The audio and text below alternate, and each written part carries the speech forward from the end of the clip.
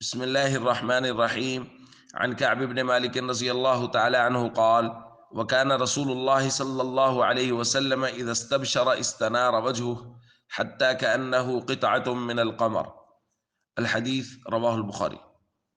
حضرت کعب بن مالک رضی اللہ تعالیٰ عنہ بیان فرماتے ہیں کہ نبی کریم صلی اللہ علیہ وسلم جب خوش ہوتے تھے تو آپ کا چہرہ چمک اٹھتا تھا، روشن ہو جاتا تھا، یہاں تک کہ یہ گمان ہوتا تھا گویا کہ وہ چاند کا ایک ٹکڑا ہے۔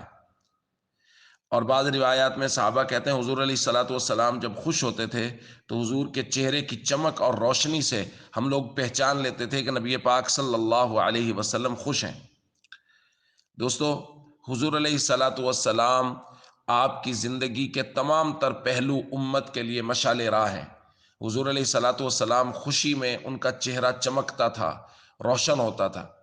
تو ہم سب کو چاہیے کہ ہم جب خوش ہوں، گھر میں خوش رہیں، باہر دوستوں میں خوش ہوں، تو ہمارے چہرے پہ خوشی کے آثار ہوں، ہمیں دیکھنے والا یہ سمجھے کہ یہ خوشی میں بیٹھا ہے۔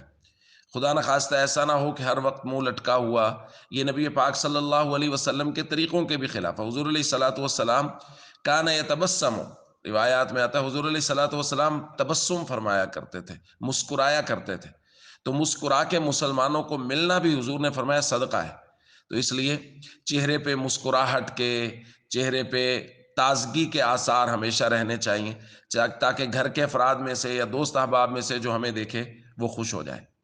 السلام علیکم ورحمۃ اللہ وبرکاتہ۔